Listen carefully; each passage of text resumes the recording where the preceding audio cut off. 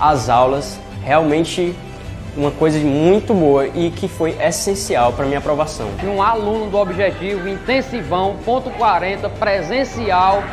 O Objetivo me ajudou muito. O Objetivo do curso me ajudou muito, foi bastante importante nessa caminhada. Toda a galera do Objetivo, ótimos professores, o Lucas ajudou a gente bastante. Aprovado no concurso da PMCE 2021, sou da cidade, tive a oportunidade de fazer parte do presencial, mais a prova.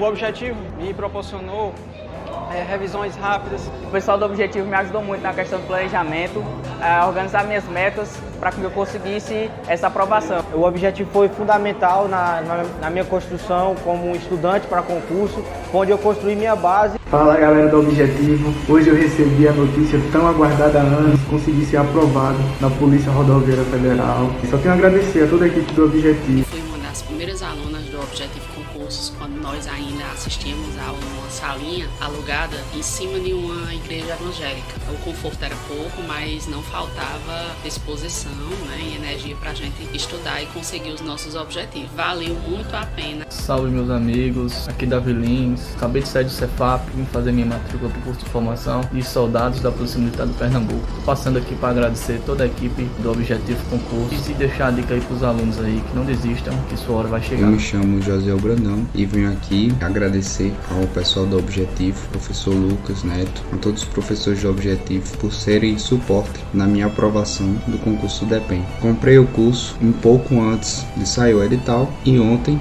foi confirmado que eu logrei êxito na prova, graças a Deus. E o diferencial foi a preparação, o auxílio do Objetivo, com os PDFs bem sucintos e bem diretos ao ponto com que realmente cai na minha prova, bem como com as aulas também diretas, de fácil assimilação e com o que realmente cai na prova. E foi isso o principal diferencial da minha preparação para ser aprovado no concurso do DEPEN. Com 17, comecei a estudar para concurso público, clica no link com Lucas Neto, com toda a sua motivação, aguardo um grupo de professores do Objetivo Concurso, um dos melhores professores aí do Brasil, com certeza, do Nordeste e região, e consegui, graças a Deus, a aprovação no Ministério Público da União. E hoje, passando para agradecer toda a equipe do Objetivo Concurso ter um site moderno, aula de PDF direto ao ponto e me tornar um candidato mais capaz. Ao Lucas Neto pela democratização do estudo para concurso.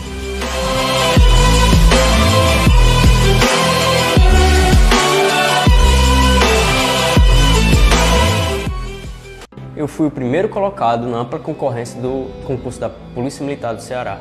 Eu conheci o Objetivo Concurso nas minhas buscas de conteúdos no YouTube.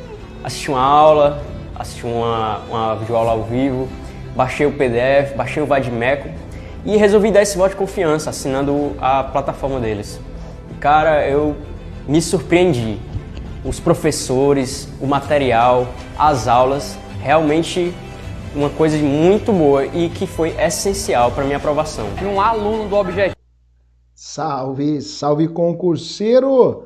Professor Heitor Ferreira, seu professor de História do Ceará, aqui do Objetivo Concursos, iniciando com você, meu caro aluno, mais um super evento, mais um dia de gravação com estúdio aberto para você, mas deixe-me ressaltar aí um ponto, tá?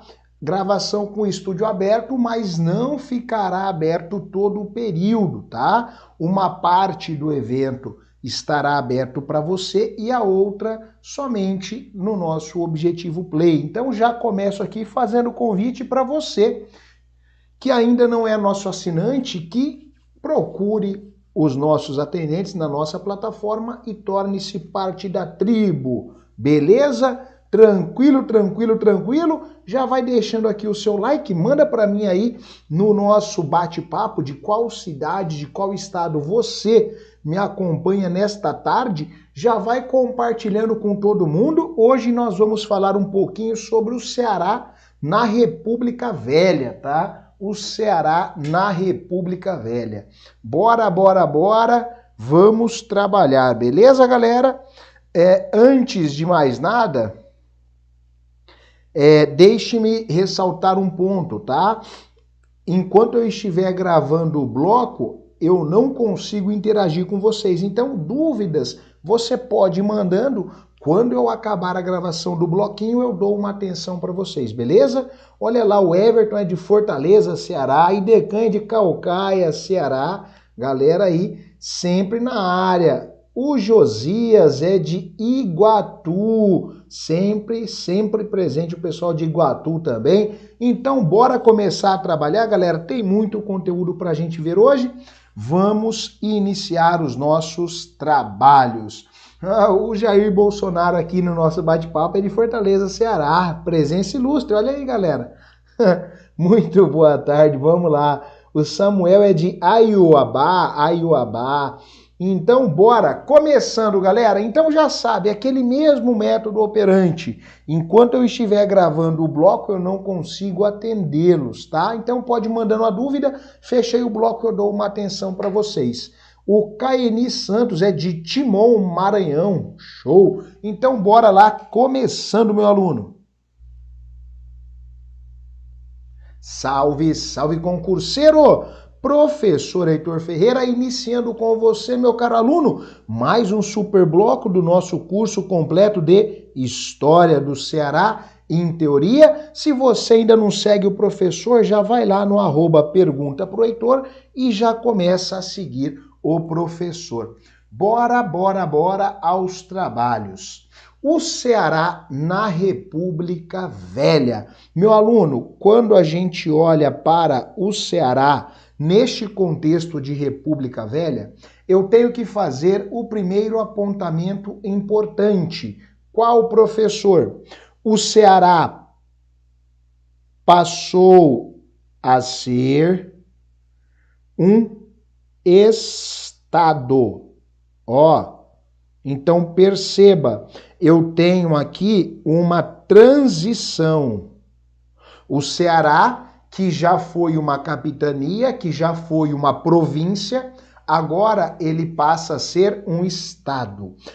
Ok, professor, então eu começo a ter algumas alterações, né, professor? Sim, diversas alterações vão ser aplicadas em todo o Brasil. Entenda só, em todo o Brasil. Todas as províncias tornaram-se estado e o Ceará, como é uma província, também passou a ser um estado. Tranquilo? Sem novidade. Agora vamos começar a entender algumas alterações. Vem aqui. Quando nós olhamos para esta história do Ceará, nesta fase republicana, tá? Eu gosto sempre de fazer uma análise. Qual professor? Olhei para o Ceará e pensei na chamada República Velha, que estende-se entre 1889 e 1930, eu preciso necessariamente destacar a você, meu aluno, que esta República Velha possui uma divisão, possui ali uma fragmentação. Sério?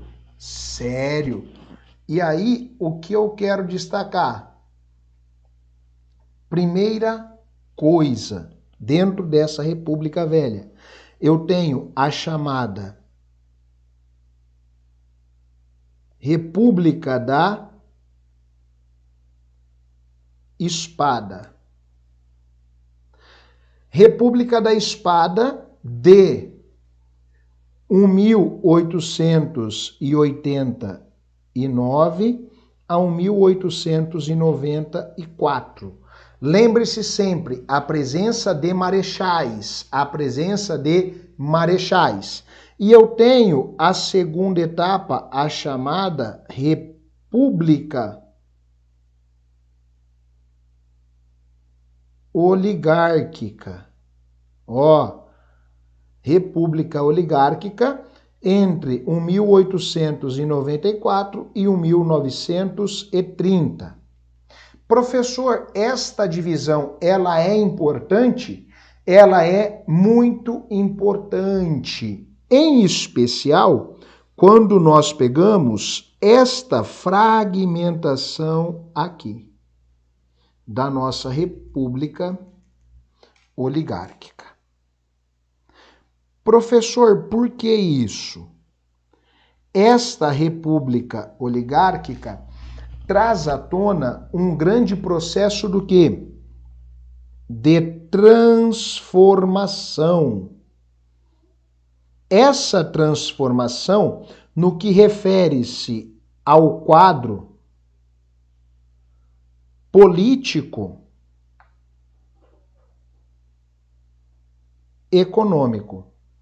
Então, eu tenho que entender que a proclamação da República dentro do Brasil e com um recorte, com um olhar para o Ceará, eu tenho que entender que nós vamos ter várias transições, inclusive no que tange à organização política local.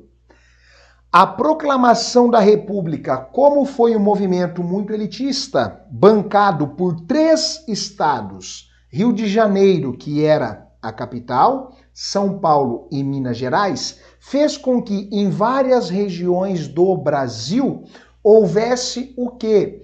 Diversas transições, diversas alterações. Ah, é, professor? Sim, muitos movimentos sociais, muitos problemas sistêmicos ocorreram. Ah, perfeito, professor. Maravilha. Dentro dessa premissa, o que nós temos que ressaltar? Com o advento republicano no Brasil, a organização política administrativa conhecido como Estado do Ceará vai ver uma crescente oligarquia, uma oligarquia muito forte, conhecida como oligarquia Accioli. Ah, é, professor? Sim, nós vamos ter aqui um governo extremamente autoritário e que toma muitas decisões monolíticas entre o 1896 e o 1912. Sério, professor? Sério. Então, vem aqui para a gente entender este processo transitório. Preste muita atenção. Ao olhar para o Ceará neste momento, eu preciso ressaltar o seguinte, o crescimento de uma forte oligarquia. Esta oligarquia tem como liderança, tá, o comendador e também maçom Antônio Pinto Nogueira Accioli. Preste muita atenção neste sobrenome aqui, Accioli, porque por vezes ele vai ser grafado também com Y. Ah, é, professor? Sim, nós temos aí esta variação, tá? É normal esta variação. Professor, então eu tenho que entender o seguinte, que o Antônio Pinto Nogueira Accioli vai dar início ao que nós chamamos de oligarquia acciolina. Acciolina. E a grafia de oligarquia acciolina não muda, tá? É sempre assim, não se grafa com Y. Ah, professor, ok, perfeito. E aí o que eu tenho que compreender? Através deste cenário, uma situação de tremenda miséria, abandono social e um governo extremamente autoritário que toma decisões políticas isoladamente, nós vamos começar a ver emergir dentro do Ceará grandes movimentos sociais, Em qual espiral, professor? Movimentos sociais contrários ao governo federal e também movimentos sociais contrários sistematicamente à oligarquia aciolina. Nós temos os dois movimentos dentro deste cenário. Caramba, professor, sério? Sério. E aí, vem aqui comigo, preste muita atenção, meu aluno. Eu tenho que ressaltar que ao longo da República oligárquica no Brasil, e aí você tem que lembrar qual é a data, meu aluno, basicamente, de 1894 ao 1930. Isso aqui no Brasil. Quando eu olho para o recorte temporal do Ceará, neste primeiro momento, eu quero sempre ressaltar o governo de Nogueira Acioli. E aqui eu já vou grafar ele com Y para você ver que tem várias possibilidades. Que nós temos aí uma extensão de 96 a 1912. Ah, é, professor? Sim, eu tenho esta característica. Esta oligarquia aciolina não é a melhor gestão política que nós temos, mas ela tem um olhar mais próximo para a população, né? Pelo menos a população elitista. E aí nós temos uma gestão Acioli que tem duas características que é tendência em nossas provas. Quais características, professor? Primeira característica, um governo autoritário e um governo totalmente monolítico. Professor, tá. E é por este motivo que nós vamos observar dentro do Ceará, neste momento, alguns movimentos de oposição governamental, como o messianismo, como o cangaço, e podemos colocar o chamado banditismo social, tá? Ah, professor, então a gestão de Nogueira Acioli não atende à situação populacional na íntegra? Não, meu aluno, não atende. Eu tenho uma miséria e um abandono social por parte do poder central e a gestão de Nogueira Acioli não atende toda a demanda. O que nós temos que destacar dentro dessa premissa? Algumas inovações passaram a acontecer, né? Ali, logo do início desta oligarquia Acioli, nós tivemos o início da construção da ferrovia Sobral-Crateus, né? Por Antônio Sampaio Pires Ferreira. E aí, as margens da cidade de Pires Ferreira, ela vai ser estabelecida. Ah, professor, interessante. Então, eu começo a ter essa estrutura? Sim, eu começo a ter essa estrutura. E este governo que não atende a todos na mesma perspectiva faz com que os movimentos messiânicos tivessem grande expansão.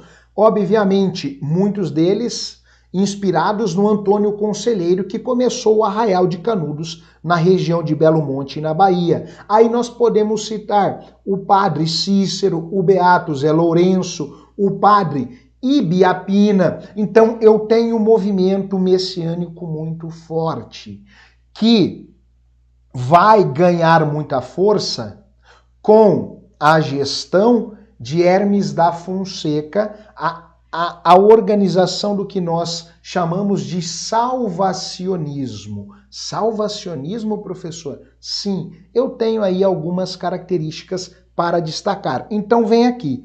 Este cenário conturbado dentro do Ceará vai ganhar ainda mais força na figura de Hermes da Fonseca. Por que, professor, na figura de Hermes da Fonseca? Para que você entenda, Hermes da Fonseca, presidente do Brasil, tá? Presidente do Brasil, vai lançar, olha só, Hermes da Fonseca vai lançar o que nós chamamos de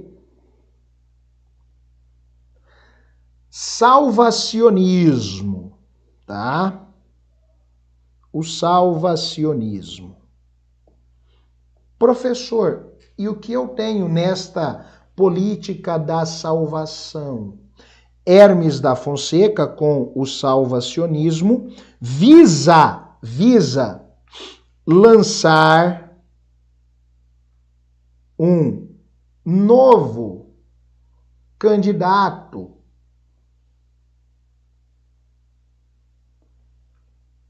no Ceará.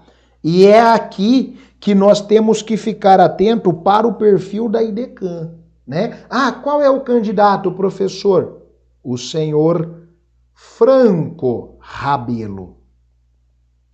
E aí, obviamente, com o salvacionismo lançado por Hermes da Fonseca na década de 10, é uma oposição clássica à postura e à oligarquia aciolina. Ah, é, professor? Sim.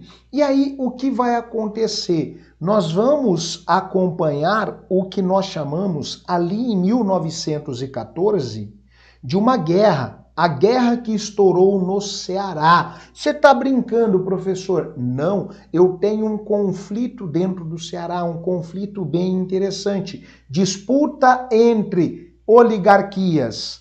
Hermes da Fonseca, com seu salvacionismo, uma política mais interventora, apoiando o seu candidato, o senhor Franco Rabelo, e em contrapartida, Nogueira Ascioli, apoiando o seu candidato Domingos Carneiro. O negócio pega fogo.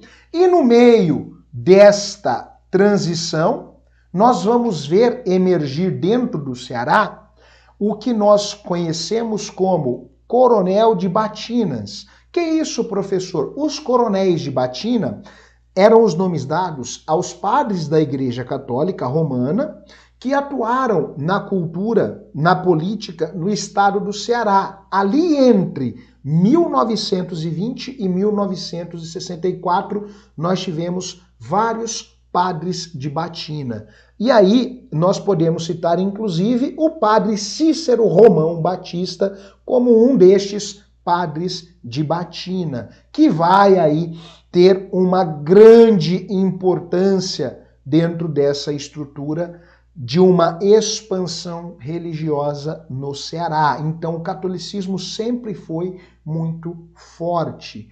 Professor, sério isso? Sério. E aí, todo este movimento faz com que Padre Inciso ganhasse muita força, né? Em especial com o que nós chamamos de sedição de Juazeiro. Ah, professor, sério? Sério. Nós vamos ter aqui a figura dos sertanejos incitados por Padre Cícero e pelos coronéis, né? Criando uma guerra santa em Juazeiro. Aí, após meses de combate, né, os seguidores de Padre Inciso, né, conhecido por eles, as tropas de Rabelo foram derrotadas. Eita, professor, sério? Sério. E agora, bora aplicar uma questãozinha para vocês. Bora. Vem aqui. Questãozinha de número 1 traz pra gente o seguinte.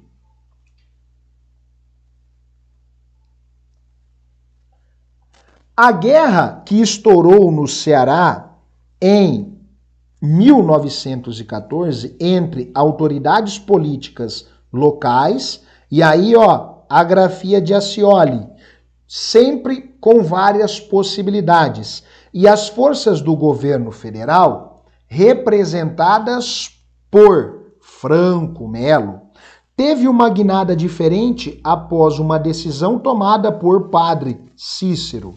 Essa decisão foi, entenda bem, Padre Cícero, em um dado momento, vai se colocar ao lado de uma das duas forças. E aí nós temos sempre que lembrar que o Padre Cícero apoiou as forças locais. Sério, professor? Sério. E foi somente por isso que nós tivemos um êxito por parte da oligarquia local frente ao poder central. Você tá brincando, professor? Não. Premissa A. Impedir que os sertanejos de Juazeiro do Norte lutassem ao lado das forças locais? Não. O Padre Cícero acaba apoiando aqui estes sertanejos, tá? B. Conclamar os sertanejos de Juazeiro do Norte para combaterem ao lado das forças locais? Sim. E aí, aqui, obviamente, ele se colocou ao lado do quê? Da oligarquia Accioli neste momento. Premissa C. Retirar-se com seus fiéis das terras de Juazeiro do Norte? Negativo. Ele vai lutar. Premissa D. Dar um golpe de Estado no novo governo do Ceará? Pode parar. Unir-se com forças do governo federal contra a família Accioli? Foi o oposto. Logo, gabarito B, sem novidade. Tranquilo, meu aluno? Vamos então para a questãozinha de número 2 para a gente fechar este super bloco. A chamada revolta ou sedição de Juazeiro pode ser enquadrada em qual período da história política brasileira? Aqui é questão bônus, né? É questão bônus, aquela que é para o aluno não zerar. A República da Espada? Não. A República da Espada vai de 1889 a 1894. Ao período regencial, não. Esse vai de 1831 a 1840. Ao Segundo Império, não. O Segundo Império vai de 1840 a 1889. As invasões holandesas, não, no começo do século XVII. As repúblicas oligárquicas. Professor, então quer dizer que a revolta ou sedição de Juazeiro ocorre no contexto da República Oligárquica Brasileira? Sim, é questão que pode aparecer na sua prova, beleza? Bate aquele print agora, printou, marca lá o @Objetivo Concursos, o @Pergunta pro Heitor e vamos juntos até a sua aprovação e eu aguardo você no próximo bloco. Valeu, guerreiro!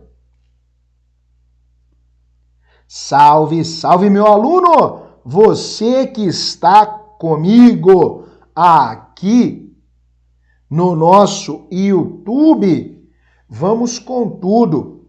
Primeiro bloquinho já fechado com vocês, já vamos para o nosso bloco 2. Se tiver alguma dúvida, se tiver alguma inquietação, pode mandar aqui no nosso bate-papo agora para eu atender vocês, obviamente. Antes de começar o nosso segundo bloco, tranquilinho. Galera, preste muita atenção, porque muitas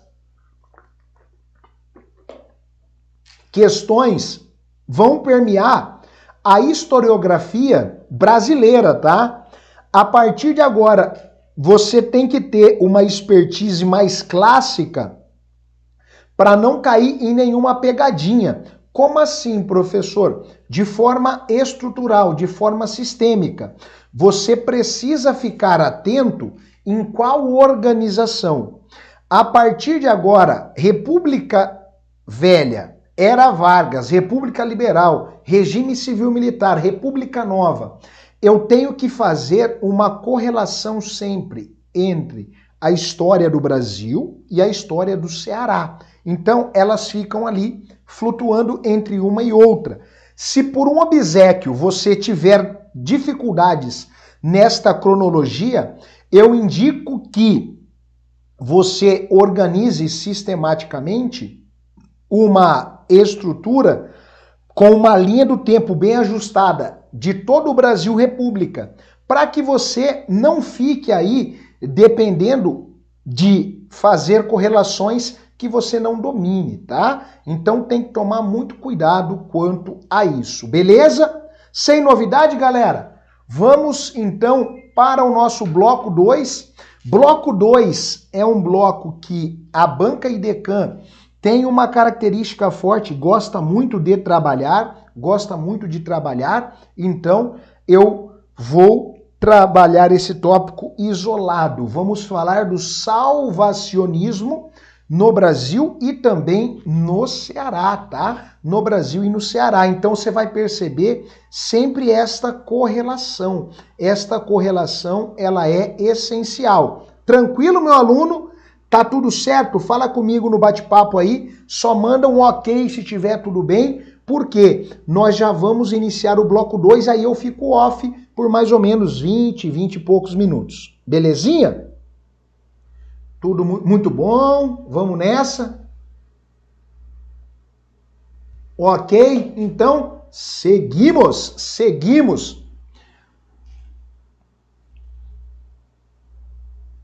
Salve, salve concurseiro! Professor Heitor Ferreira, seu professor de História do Ceará, iniciando com você mais um super bloco do nosso curso completo em Teoria. Se você ainda não me segue, já segue lá o @pergunta pro Heitor, para que a gente possa entregar a você conteúdo também em minhas redes sociais. E agora, bora aos trabalhos.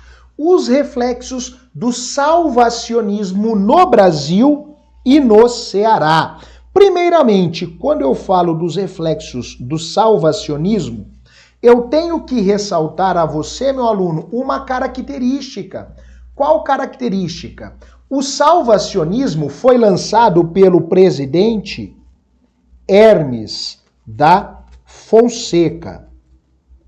O Hermes da Fonseca esteve à frente do Brasil no ato em que ele lança o salvacionismo entre o 1910 e o 1914. Ah, é, professor? Sim. Então entenda bem, o salvacionismo, ele tem uma característica.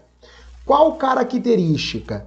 Hermes da Fonseca, ele começa a, perceba, tentar alterar os padrões nas oligarquias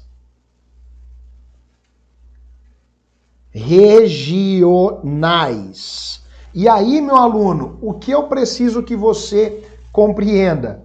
O Brasil, nos primeiros anos da República, a República Velha em totalidade, eu tenho uma grande expansão do coronelismo. Então, eu tenho um voto de cabresto, eu tenho um curral eleitoral, eu tenho características que são extremamente relevantes para se compreender alguns pontos da história do Brasil e ancorado na história do Ceará. Ah, professor, então quer dizer que quando nós olhamos para essa estrutura do salvacionismo de Hermes da Fonseca, ele traz a chamada política da salvação? Sim. A política da salvação é o que nós chamamos de campanha civilista. Que é isso, professor? O que é uma campanha civilista? A campanha civilista foi a campanha eleitoral do presidente da República. E foi o nome dado, em especial, por Rui Barbosa. Ah, professor, então, quando eu tenho a política da salvação, ela vem em oposição à campanha civilista? Sim. Então, tenha esta expertise. Eu não posso olhar somente para a história do Ceará como se ela estivesse alheia à história do Brasil. Ela está síncrona. Tranquilo isso? Agora, vem aqui, vamos trabalhar. Quando eu olho para essa premissa da política das salvações, ou somente o salvacionismo? A sua prova pode destacar como política das salvações, tá? Esse salvacionismo traz qual premissa? O salvacionismo do senhor Hermes tem uma característica muito clara, que é promover uma intervenção mais direta nos governos das oligarquias locais. Professor, isso aí em todo o Brasil, meu aluno, isso em todo o Brasil, tá? Em todo o Brasil. Então, ele começa de forma direta a dar pitacos na política coronelista. E, professor, e aí termos como voto de cabresto,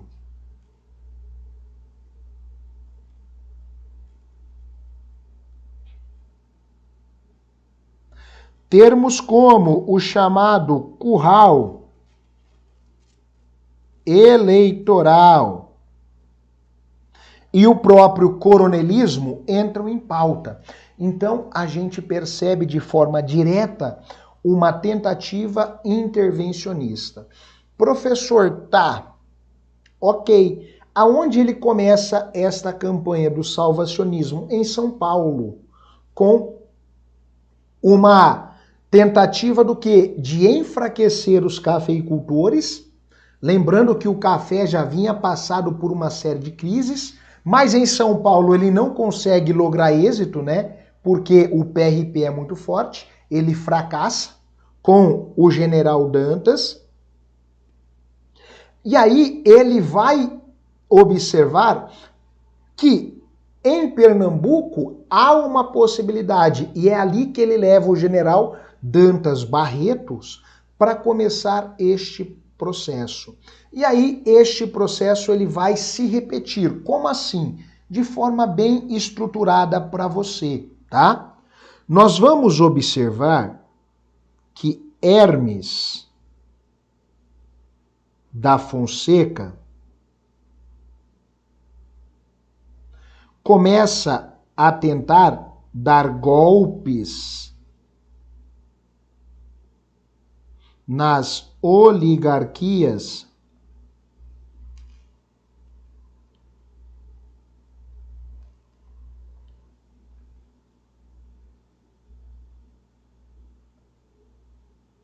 locais.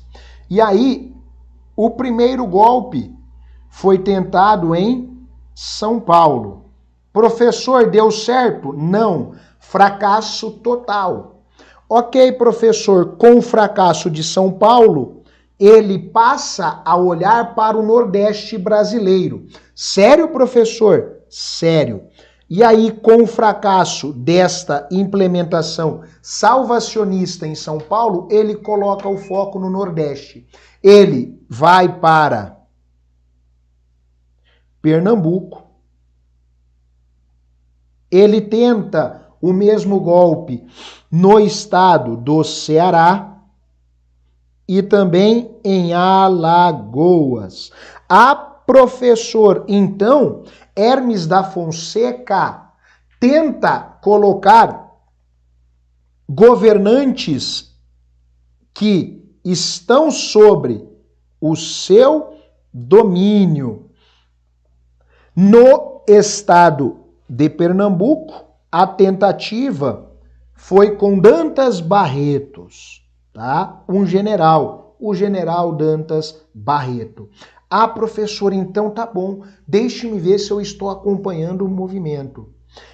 Estes golpes é uma tentativa de moralização política do poder central. Em contrapartida, é uma forma dele se estabelecer como grande líder? Sim. O governo colocava interventores militares ou civis que eram apoiados pelo exército em substituição às oligarquias dominantes. Ah, professor, mas isso vai dar muito problema. Meu aluno, é claro que isso vai dar muito problema. Esta intervenção mexe com o bril do poder local. Lideranças locais que historicamente estavam à frente das regiões há décadas, agora começaram a ver uma oposição forte sendo bancada pelo governo central.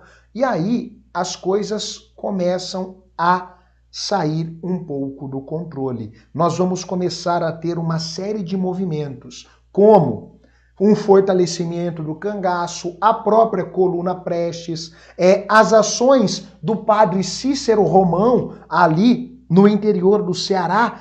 Tudo isso ganha força neste cenário intervencionista. Eu tenho uma visão diferente entre o poder central, a visão da liderança e de quem de fato está na linha de frente, os grandes líderes oligárquicos que há tempos gerenciavam e organizavam toda essa estrutura. Eita, professor, interessante pensar isso, né? É muito interessante. E agora, o que eu quero ressaltar? Vem aqui, deixe-me construir um paralelo olhando para o Ceará, tá? Olhando para o Ceará. Eu vou colocar aqui, ó, o salvacionismo no Ceará. E aí, o que eu quero ressaltar? O cenário de uma oposição da oligarquia local. Professor, a oligarquia local está nas mãos de quem? Da família Accioli, tá? Nogueira Accioli é o grande nome neste cenário. E, professor, então tá bom, o que acontece neste cenário? A tentativa do salvacionismo de Hermes no Ceará faz com que comece uma grave crise política. Então eu vou puxar aqui para você o seguinte: o salvacionismo no Ceará fez iniciar-se uma grave crise política. Esta grave crise política tem uma característica, qual? É entre o chamado poder central, a figura do presidente, com o poder regional, a figura de quem? Das elites agrárias. E aí, este poder central, na ocasião, decidiu apoiar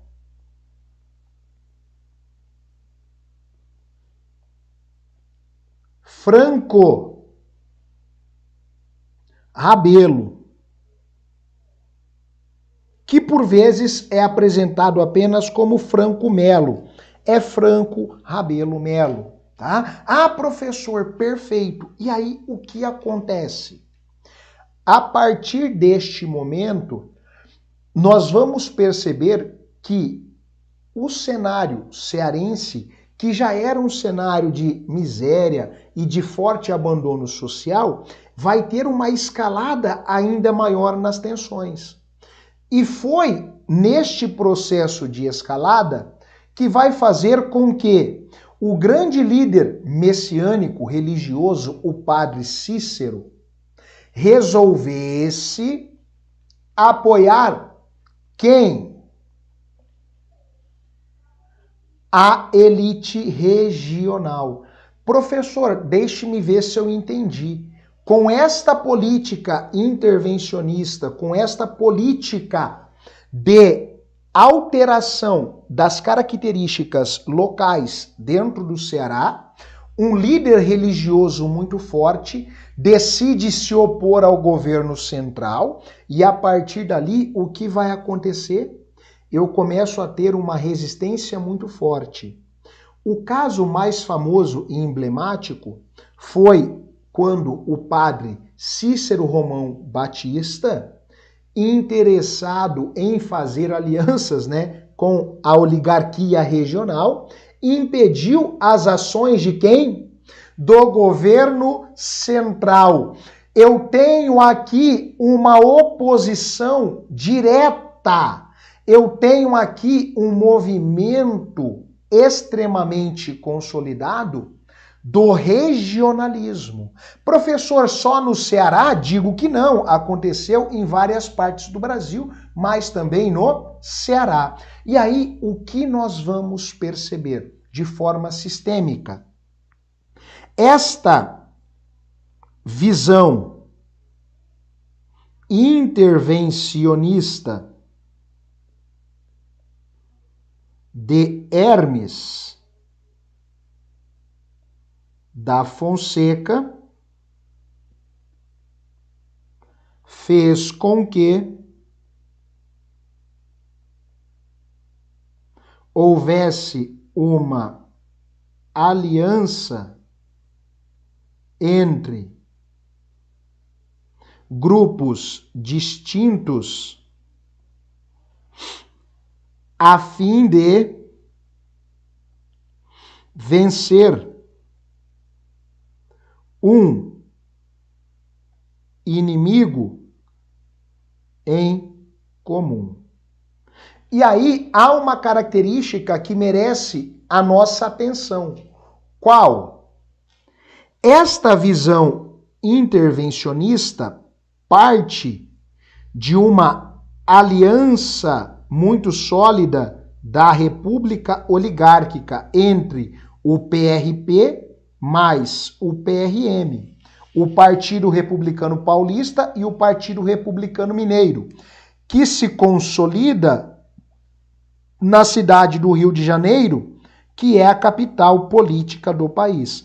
A professora, então, quer dizer que o PRP e o PRM vão olhar e vão sempre privilegiar, em especial, a região sudeste mais o sul do país. A região norte e nordeste, historicamente, estava bem abandonada. E é por isso que nós vamos ter uma força local em oposição a essa característica. Nós vamos ter o cangaço, nós vamos ter membros da coluna Prestes, nós vamos ter o Padre Cícero, todos eles se unindo a fim do quê? A fim de vencer esta ideia de se gerenciar a parte norte, nordeste, sul, sudeste com um olhar centralizador. O governo central não tem este controle sobre o país. E agora, bora aplicar aqui duas questõezinhas para a gente fechar este super bloco.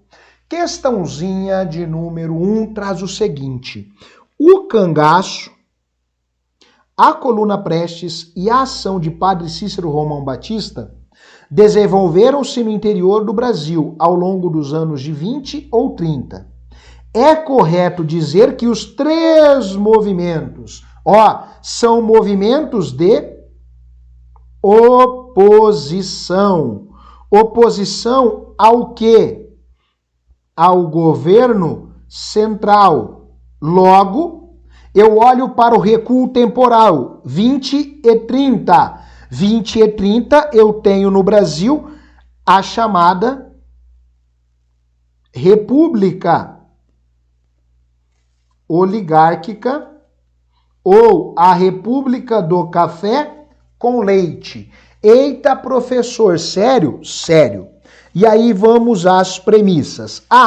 foram duramente reprimidos pelo Exército Nacional, embora todos contassem com a participação direta de militares em sua direção? Negativo, o cangaço não tem isso e o movimento messiânico também não. Premissa B, contaram com um forte e contínuo apoio popular e estabeleceram alianças e apoios políticos recíprocos? Também não, tá? Eu não tenho esta aliança e apoio político recíproco.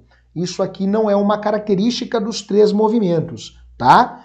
Primeiro que o cangaço entra em um movimento de marginalização dos indivíduos, tá? Premissa C. Expressaram a insatisfação popular com a Primeira República e defendiam o retorno da monarquia? Esquece. Em nenhum destes movimentos eu tenho uma defesa clássica da monarquia. Pode parar com isso. Premissa D. Evidenciam contradições e impasses sociais da Primeira República, embora tivessem objetivos e práticas diferentes. Gabarito D está completaço. Sem dúvida é ele. E a premissa E. Defendiam a instalação imediata de um governo popular socialista, embora recorressem a estratégias de lutas distintas? Jamais, né? Eu tenho aqui o movimento messiânico. Não tem esta premissa, não. Beleza? E a questãozinha de número 2 traz a seguinte premissa. A Revolução Cearense de 1914 se inseriu no contexto da política salvacionista do presidente Hermes da Fonseca e também no domínio coronelista do interior do Brasil. Sobre o salvacionismo no Ceará, assinale o item incorreto. Muita atenção aqui, muita atenção aqui. Premissa A. Nesse conflito, somou-se ainda a utilização da crença religiosa através do padre Cícero como motivação para a adesão popular a um dos lados da peleja? Perfeito. O messianismo, quando toma partido da família Accioli, eu tenho aqui a oligarquia acciolina ganhando uma grande força frente ao predomínio e à ideia interventora que vinha sendo aplicada e estruturada dentro do Ceará com a figura do líder interventor.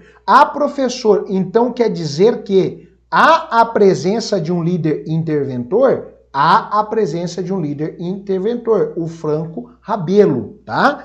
Premissa B. Hermes da Fonseca foi eleito em 10, em um momento em que a política do café com leite estava em crise, já que os políticos do estado de São Paulo e Minas Gerais não haviam chegado a um consenso sobre qual candidato indicar a eleição? Perfeito.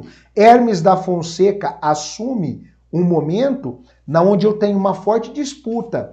A política das salvações, ela foi edificada em oposição à campanha civilista. Perfeito então, professor. Premissa C traz o seguinte. Hermes conseguiu ainda o apoio de Pinheiro Machado, senador gaúcho, que formou uma sólida aliança no Congresso Nacional entre os grupos estaduais marginalizados por mineiros e paulistas? Sim, Hermes da Fonseca, com o apoio de Pinheiro Machado, ele vai buscar se alicerçar em paralelo com os estados que até aquele momento não tinham espaço político nobre no Brasil. Premissa D. Durante as eleições para governador do estado, em 1912, formou-se um consenso da oposição em torno do nome do coronel do Exército Franco Rabelo. Sua candidatura tinha forte apoio de alguns setores populares, principalmente na capital, Fortaleza. Perfeito. Franco Rabelo é o nome escolhido para tentar derrubar o quê? Os Accioli do poder. Então, tem que estar errado o item E, eu já vou até colocar aqui, porque se não foi ele, complicou. Premissa E. O representante do coronelismo regional e membro de uma influente família cearense, o Nogueira Accioli, era apoiado pela situação e desencadeou uma violenta repressão aos adeptos de Rabelo, inclusive com várias mortes. com o aparato repressivo do Estado brasileiro. Franco Rabelo vence a Scioli e assume o Ceará em definitivo? Negativo. Franco Rabelo foi derrotado no Ceará, em especial com a figura e participação de quem?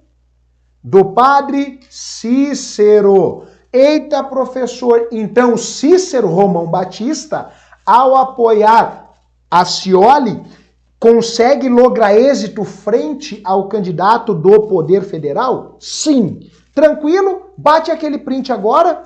Printou, marca lá o @pergunta pro Heitor, o @objetivo concursos e vamos juntos até a sua aprovação. Valeu, guerreiro. Até a próxima.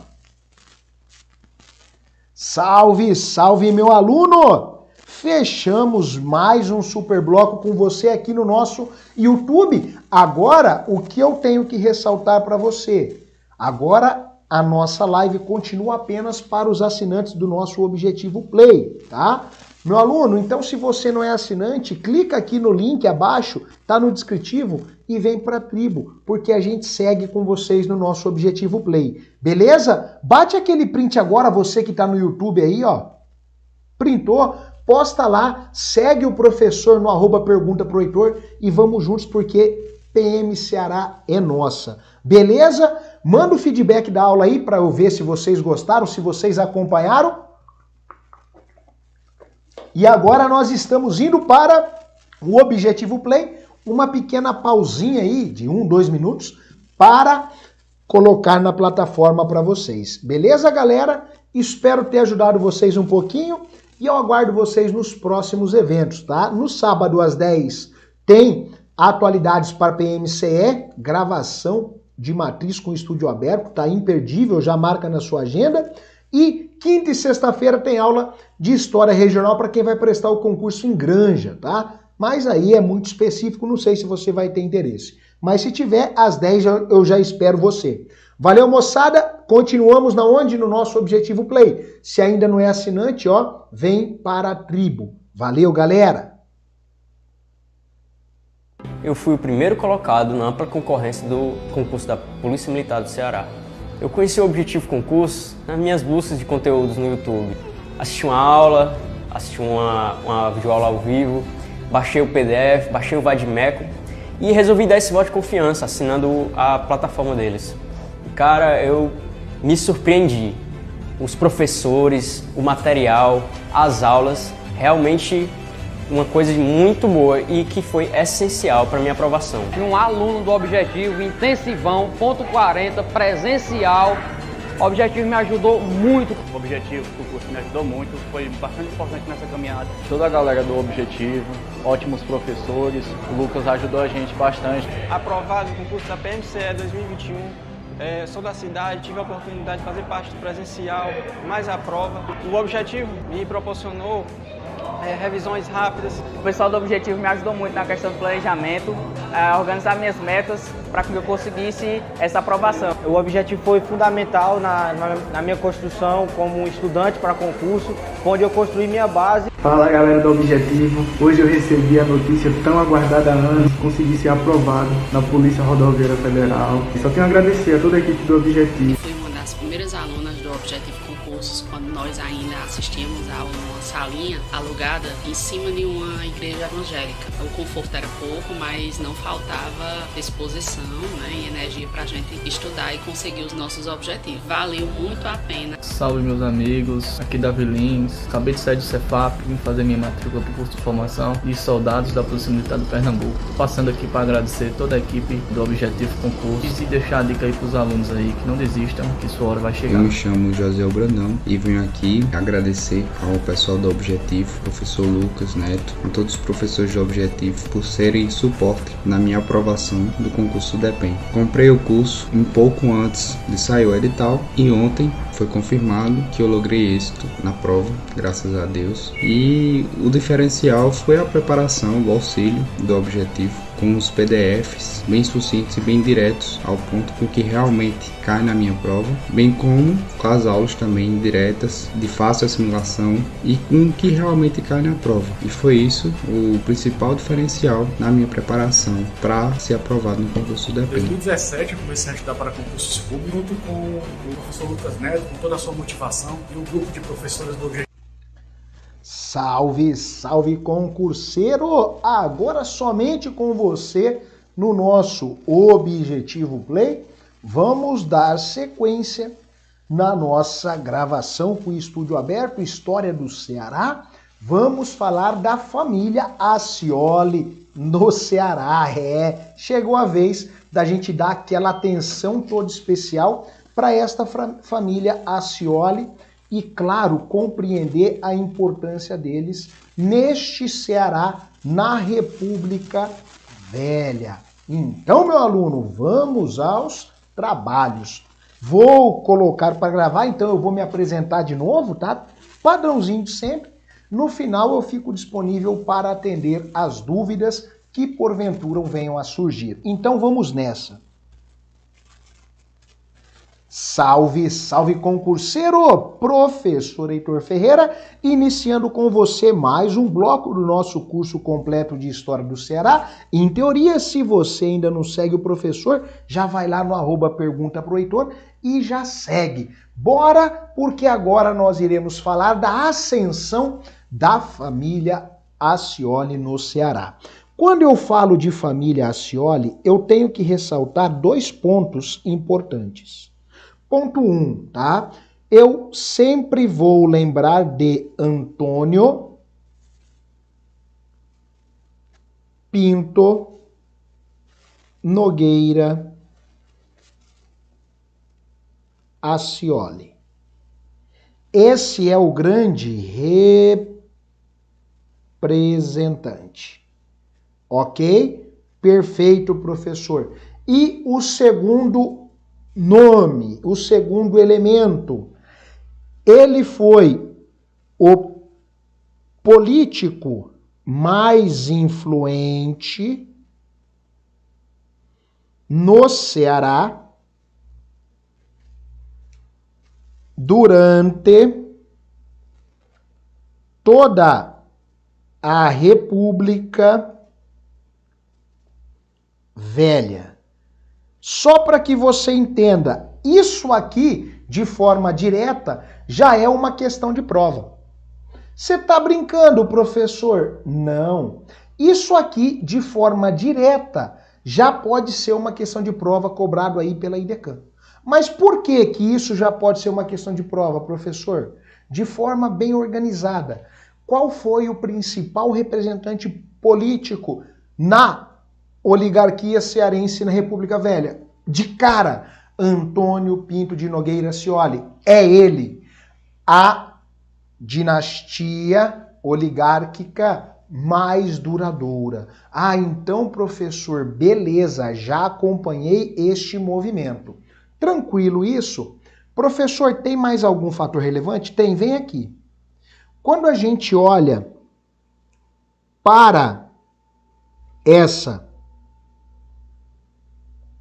família Ascioli, cabe ressaltar que a sua influência de forma sistêmica foi efetiva no Ceará entre 1896 a 1912. Eu tenho uma extensão muito grande, tá? Eu tenho uma extensão muito grande.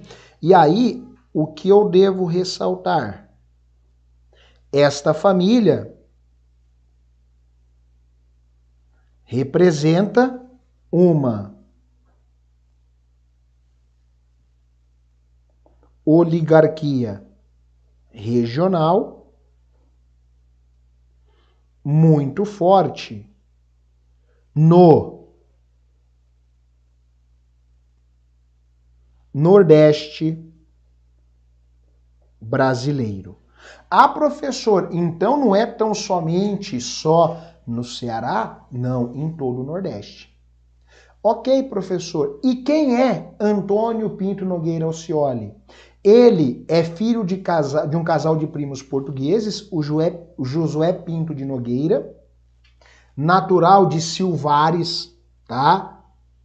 De Portugal, e de Antônia Pinto. O sobrenome Alcioli era de sua avó materna, tá? Ah, ok, professor, beleza, então eu já sei.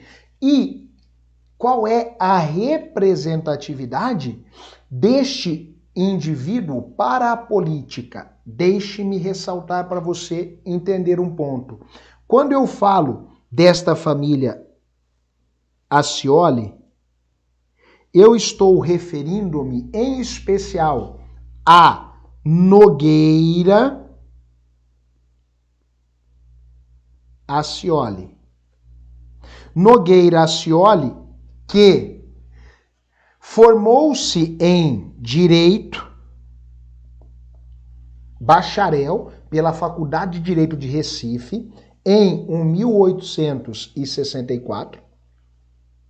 Então, ele tem formação em Direito e ele começa a aparecer na política, tá? Ele começa a aparecer na política. Eu vou colocar aqui os seus primeiros passos políticos de forma notória foi no quadriênio do governo de Bezerril Fontinelli. Eu tenho que ter isso muito claro. Como assim, professor? A sua grande oportunidade política foi quando Bezerril Fontinelli inicia o seu governo quadriênio entre o 1892 e o 1896. Pois o Nogueira Alcioli passou a ser vice-presidente do Estado, tá? Eita, professor, sério? Sério. E aí, o Bezerril, no processo de sucessão, indicou Alcioli para substituí-lo, tá? E como o Bezerril havia ganhado um prestígio grande durante o seu governo, Alcioli acabou sendo eleito presidente do Ceará para o quadriênio de 1896 a 1900. Eita, professor, sério? Sério. Então, eu tenho que ter esse discernimento. Há um processo evolutivo, ok? Preste muita atenção agora. A partir do momento em que Nogueira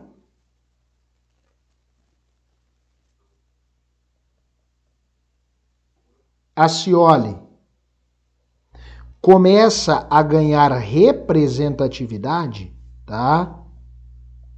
Começa a ganhar representatividade. Nós precisamos entender o seguinte aspecto. Ele sai de vice a presidente. E aí, de forma direta, Nogueira Alcioli vai ter o seu primeiro governo e vai ter o seu segundo governo. Sistematicamente falando, tá? Sistematicamente falando, olha para mim. O primeiro governo de Nogueira Alcioli frustrou todas as expectativas do povo cearense. Alcioli utilizou-se do poder para desenvolver a sua oligarquia.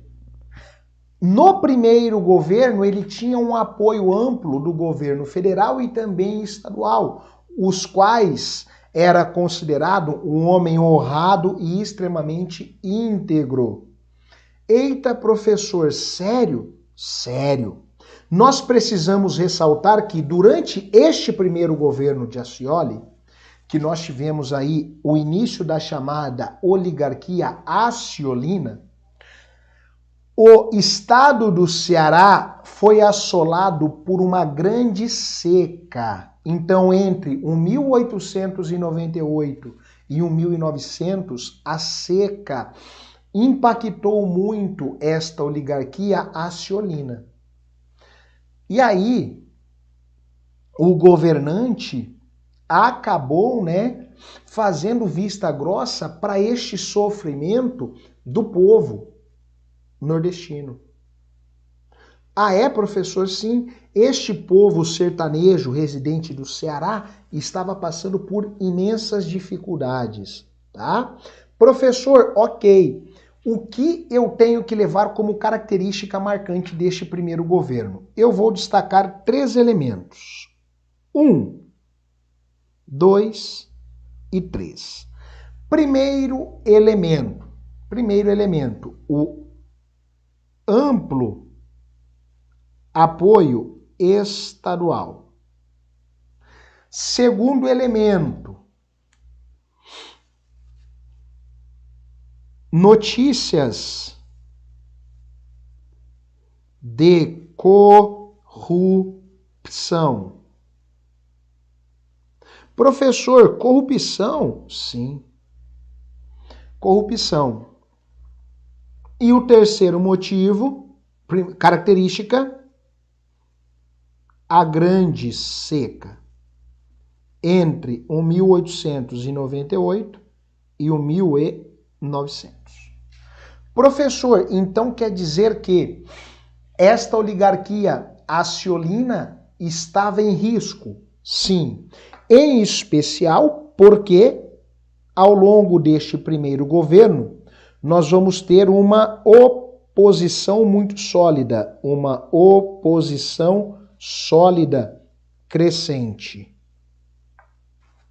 Professor, e quem está à frente desta oposição? Rodolfo Teófilo, tá?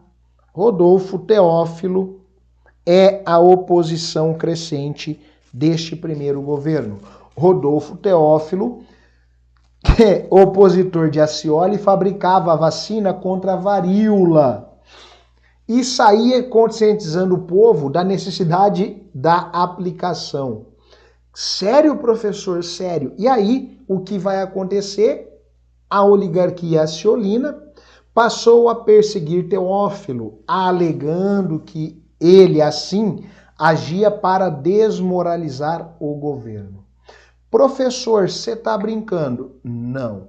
E aí, quando acaba esta primeira gestão, quem vai assumir o poder é o doutor Pedro Borges, que a princípio quis voltar-se contra seu antecessor, mas acabou fazendo um acordo com ele. Então, olha só, o doutor Pedro Borges, que assume o mandato posterior a Nogueira Ascioli na primeira gestão, começa a se opor, mas no final começa a dançar no mesmo ritmo. Você está brincando, professor? Não. E aí, este acordo beneficiou ambos, Borges governou o Ceará até 1904 com grande influência de Ascioli. Sério, professor? Sério. E foi durante o governo de Borges, o doutor Pedro Borges, que foi criado a Academia Livre de Direito do Ceará, feito com um único propósito, beneficiar os filhos de Ascioli. Eita, professor, que complexo é. E aí a gente entra no segundo governo. A oposição a Ascioli continua a lutar, tá? Em 1908, Ascioli é novamente eleito presidente do Ceará para a segunda gestão, entre 1908 e 1912. Em 12, ele acabou sendo deposto. Ah, você está brincando, professor? Não, ele acabou sendo deposto. Novamente, ele vai ter uma oposição muito dura contra ele. E aí eu quero ressaltar uma característica deste governo Ascioli, um governo autoritário e com decisões monolíticas sempre. Muitos movimentos oposicionistas foram edificados nesta época, meu aluno. Professor, exemplifique. Nós temos a Passeata das Crianças, lideradas por mulheres cearenses, cerca de 600 crianças, todas vestidas de branco, com laços verdes e amarelos, ostentando no pescoço um medalhão do coronel Marcos Franco Rabelo, desfilaram pelas ruas de Fortaleza. E aí, o que acontece? O Accioli, que também é muito conhecido como Babaquara, então pode aparecer em nossa prova o apelido de Nogueira Accioli, o Babaquara, enviou a polícia para combater o movimento, né? E aí a coisa fica séria. Dentro deste cenário, Accioli já não tem condições de permanecer à frente do poder dentro do Ceará. E aí o que acontece? Vem aqui, nós vamos ver o início da chamada renúncia. Sério, professor? Sério. A renúncia de Accioli. Professor, o que acontece? A reação de Accioli à chamada movimentação da Passeata das Crianças fez com que a gestão dele ficasse totalmente debilitada. E aí, Accioli resolveu renunciar, tá? O responsável pelas relações entre Accioli e o governo cearense foi o coronel gaúcho José Faustino, que na ocasião era seu genro, né? E aí a oposição aceitou a renúncia de Accioli mediante algumas condições. Quais? Que Accioli jamais seria candidato ao governo do Ceará, que Accioli se comprometeria a não aceitar qualquer ajuda do governo federal para recolocá-lo no governo do estado, ele deixaria de imediato o Palácio da Luz e se abrigaria no quartel da Inspetoria do Ceará, aguardando o primeiro navio que o levasse junto à família para o sul, e deixaria 2 reféns, José Accioli e Grácio Cardoso, tutelados com livre trânsito. E aí, mediante a tudo isso, nós vamos ter o exílio e a morte de Nogueira Accioli. Você está brincando, professor? Não. Mediante a renúncia, a oligarquia de Accioli já não tinha mais forças, já não tinha mais condições de gerir nada no Estado. A oligarquia acciolina saiu totalmente enfraquecida. Caramba, professor! E ele promove a sua renúncia em 1912. Caramba, professor, que loucura isso, né? E agora vamos às questões para fixação. Questãozinha de número 1 traz o seguinte para gente. Acerca da prática da política de Antônio Pinto Nogueira Accioli e da oligarquia acciolina no Ceará, é correto afirmar que A.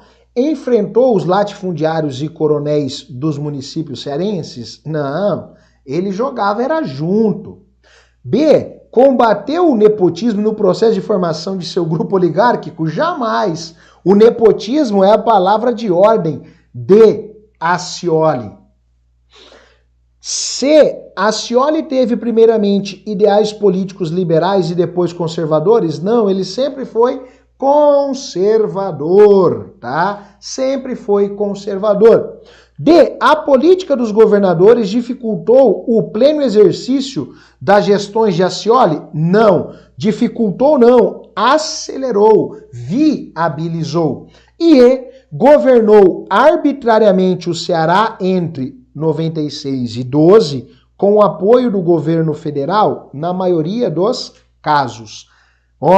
Nogueira Scioli, de forma arbitrária ou como presidente ou como influente, esteve à frente da gestão do Estado, sempre, até o seu processo do quê? De renúncia. Aí vem o exílio e depois a morte. E para a gente fechar esse superbloco, a história política do Ceará, nas primeiras décadas do período republicano, é assinalada pelo governo oligárquico de Antônio Pinto Nogueira Scioli.